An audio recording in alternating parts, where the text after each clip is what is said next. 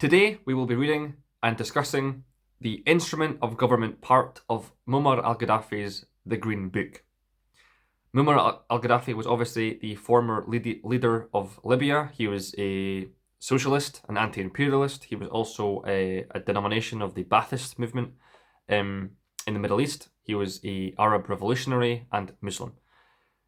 He was a revolutionary fighter who fought against and weakened the hegemonic power of the USA. I mean, he nationalized key economic centers of political power in Libya. You know, the electricity, oil, petrol, other important materials like uranium were all nationalized under the Libyan government.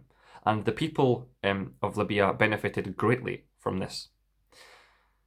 It firstly weakened the United States and their power in the Middle East. It uplifted poverty and brought prosperity and peace and stability in Libya, which it hadn't seen in a long time under colonialism. And yeah, it also was a beacon of hope for the world. It was a leader of the world. It was a step in the right direction for the African and Arab worlds to come together, and he brought so many great things to the people of Libya. I mean, I don't need to, the list can go on, and I might make another video about just the benefits that Libyan people experienced and enjoyed under Gaddafi's leadership. But today, we will be reading and discussing the Instrument of Power section of the Green Book. There's 28 points to address here, hence why this series will be 28 parts long. I will make a video per point. The Green Book is split up into 3 parts. It's the problem of democracy, which is the first part. The second part is the economic problems, and the third is social problems.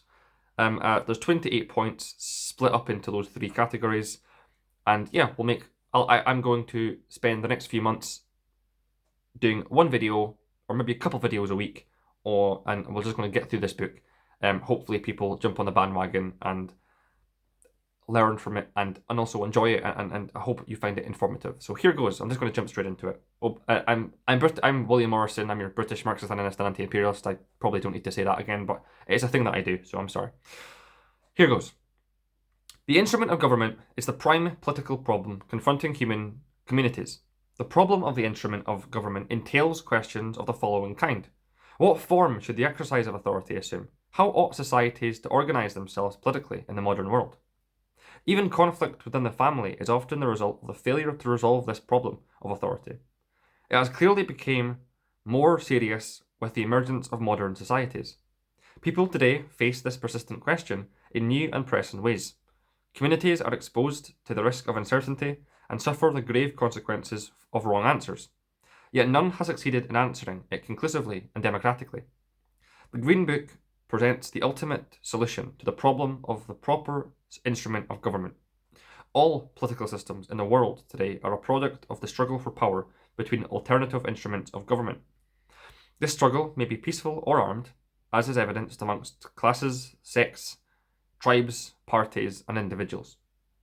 The outcome is always the victory of a particular governing structure, be it that of an individual, group, party, or class, and the defeat of the people, the defeat of genuine democracy. Political struggle that results in the victory of a candidate win, with, for example, 51% of the votes, leads to a dictatorial governing body in the guise of a false democracy. Since 49% of the electorate is ruled by an instrument of government they did not vote for, but which has been imposed on them, such is dictatorship. Besides, this political conflict may produce a governing body that represents only a minority. For when votes are distributed amongst several candidates, though one polls more than the other, the sum of the votes received by those who received fewer votes might well constitute an overwhelming majority. However, the candidate with fewer votes wins his success is regarded as legitimate and democratic. In actual fact, dictatorship is established under the cover of false democracy. This is the reality of the political systems prevailing in the world today.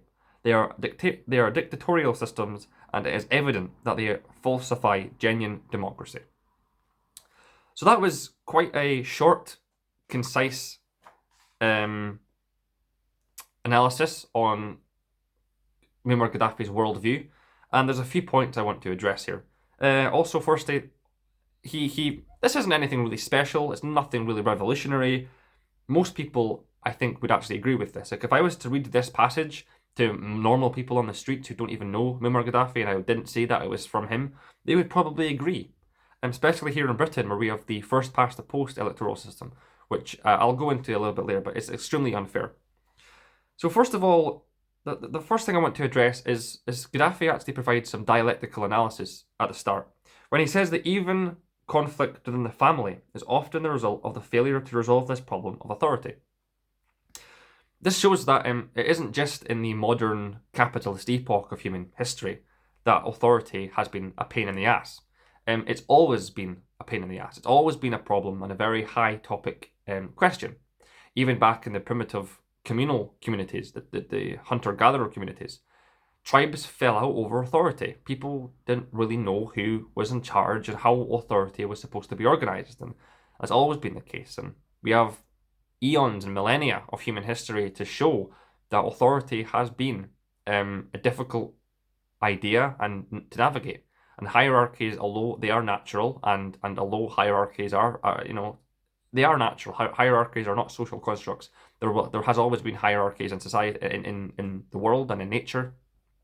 Hierarchies do exist, and they are needed to ensure a sustainable ecosystem, for example. However, how authority is exercised is quite a controversial subject. So I appreciate that he has shown some actual Marxist dialectical material analysis there, that authority isn't just a new thing that's a pain in the ass. It's different because we have modern capitalist industrial societies now, and we use labels like representative democracy and direct democracy and stuff like that.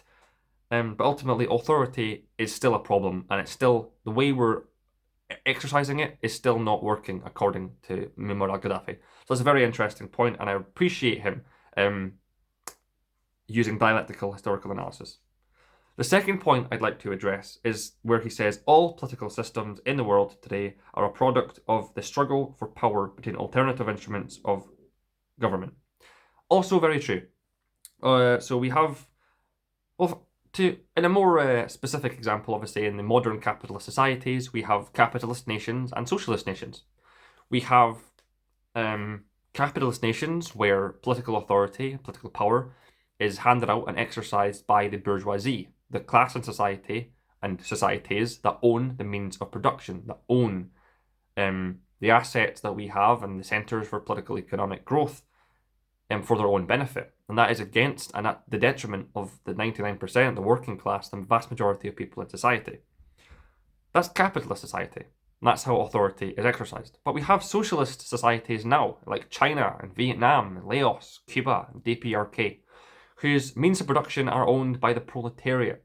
The means of production are owned by the working class of these countries.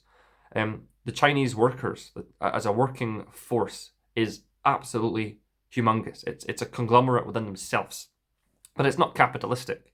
It's socialistic, where the means of production are controlled and regulated and negotiated and fixed by workers themselves under guidance and leadership of the Communist Party of China, under Xi Jinping, the party that upholds the tradition of Maoism and Mao Zedong thought and Deng Xiaoping theory and all these amazing things. I mean, China is an amazingly successful socialist country. It has taken 1 billion people out of poverty since 1985. In only 13 or 14 years of their existence of New China, they'd already almost fully industrialized and electrified their country.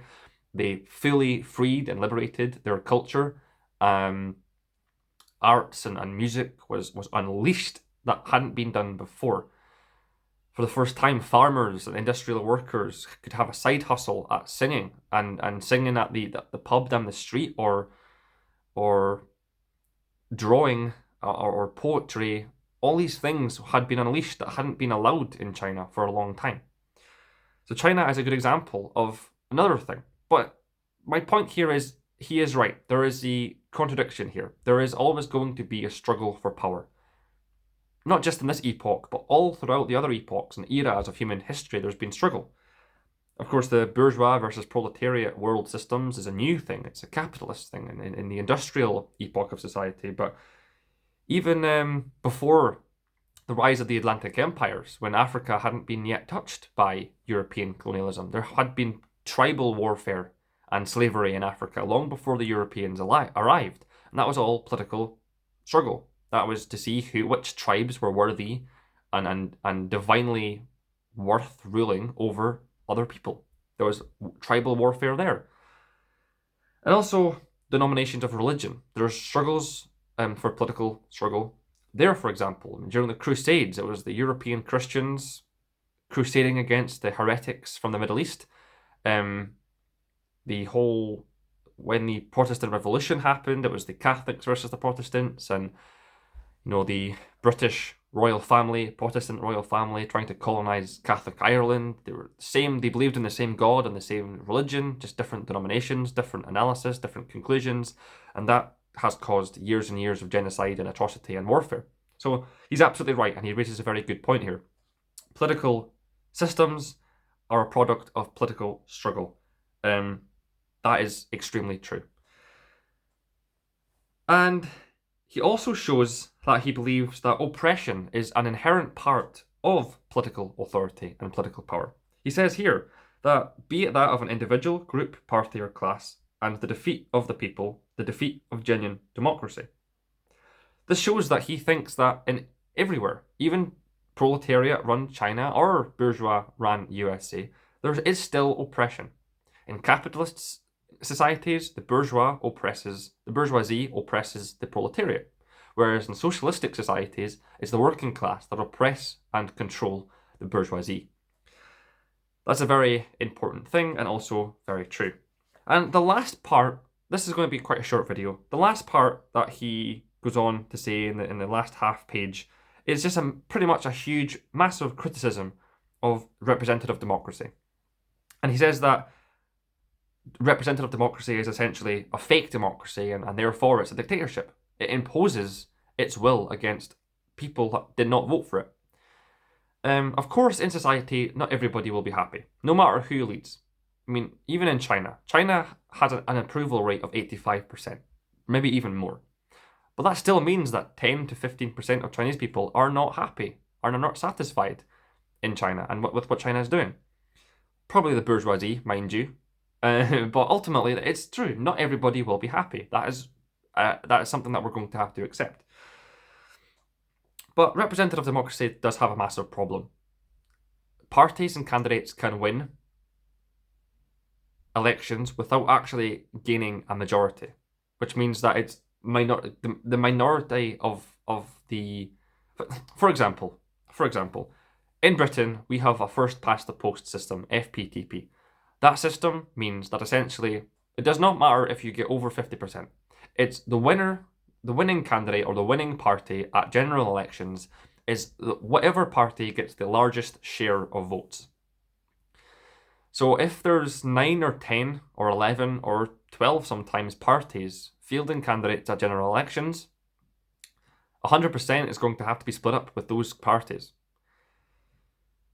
So there's been a few years ago, for example, there was a general election and the Conservative Party won with only 37% of the electorate voting for them. But because that was the biggest share of the votes, that was the biggest chunk of percentage that a party got, they got a majority in Parliament. They got a majority of the seats. That should never happen. And I agree with Muammar Gaddafi. That is not democratic. That is dictatorial. That the will of 37% of the electorate can impose itself on 63% of the people that didn't even vote for them. That is, to me, insane. Even here in Scotland, we have a different system. We don't have FPTP. We have AMS. We have the additional member system, which is more representative. And it's a little bit more fair, but still, the Scottish National Party, the SNP, a Scottish right-wing nationalist party, wants to break up the United Kingdom and espouses the most Anglophobic, racist stuff against English. I mean, the English people here are probably one of the most oppressed groups of people in Scotland. And it's just, it's awful how we treat the English here up in Scotland. And that is because of the SNP. But they are not winning, they are not on a mandate of majority. firstly, they need a coalition party with the Green Party.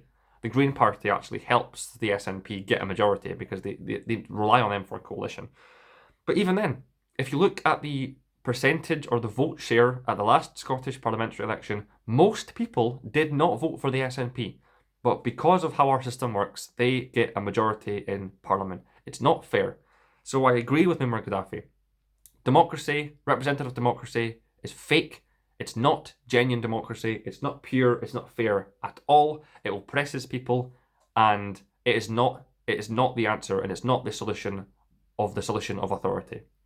Authority exists. It has to exist. Hierarchies are actually good and healthy at stability and keeping order of the natural way of things, of course, but the way we have been doing it is not right, and we still haven't perfected the practice of carrying out authority. And so yeah, fake democracies, i.e. representative democracies, according to Muammar al-Gaddafi, is dictatorship, and it should be opposed. So that's essentially it. That was the first part 1 of 28 parts of this new series, which we go through the Green Book with Muammar Gaddafi. I hope you enjoyed that. I hope you found that informative, and I'll see you in the next video. Thank you very much, comrades.